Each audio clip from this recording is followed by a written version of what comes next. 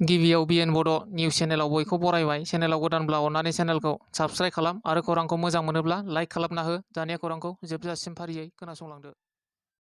गिबि खौराङाव दङ मोनसे गोजोनथाव खौरां।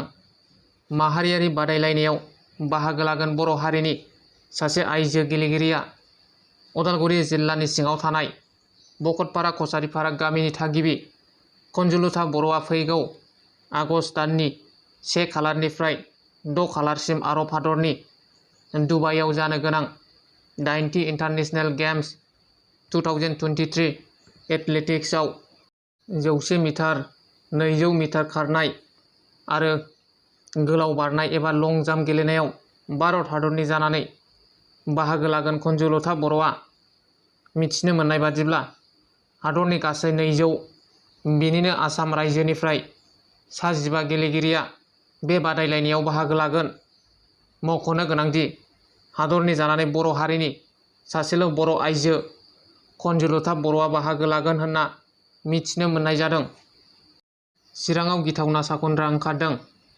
चिरां आमगुरि थानानि सिङाव सासे 3 बोसोरनि गथ'साखौ उसुं जावनानै हानहरना बिमाजों नारा नाथा सेलायदों साखनद्राया।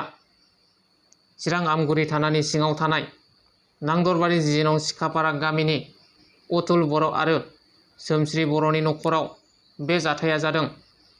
सिखावजों फिसाज्लाखौ सेलायना लाखिनाय बिमाया सोमश्री बर'आ फोरमायनाय बादिब्ला थांनाय बिस्तिबारखालि मोनानि 7 रिंगासो समावनो मोनसे नखराव मोब्लिब गैयै सुबिदाखौ लानानै न' सिङाव गेलेबाय थानाय ब्रिटन बर' मुंनि गथ'खौ आथिङाव हमना हानहरदोंमोन। बे समावनो बिमाया आखाइयाव हमथाना सिखावजों नारा नाथा सेलायनाय जादों आरो गथ'साखौ सिखावनि आखाइयाव थांबायमोन होननाबो फोरमायदों। बिटिआर सरकारनिसिम एक्स-एनडि-एफ-बि बिथांमोनखौ उदां खालामनांगौनि मिजिं थिहरदों नखरनि सुबुंफोरा। सनितपुर जिल्ला गहपुर हालामनि सिङाव थानाय थाराइबारि गामिनि एनडि-एफ-बि कान्तिस्वर नार्जारि बिथाङा 11 बोसोरनिफ्रायनो दासिमबो जोबथेसालिनिफ्राय उदां जानो हायाखै।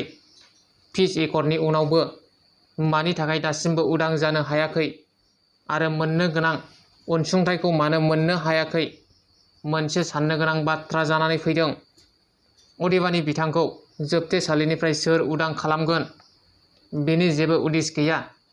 बेनिखायनो आसाम सरकार आरो बिटिआर सरकारनिसिम बिथांमोनखौ उदां खालामनांगौनि मिजिं थिहरदों नखरनि सुबुंफोरा। मोनसे गोजोनथाव खौरां। जेराव नाजानाय दं बेयाव देरहासारनाय एबा जाफुंसारनाय दं।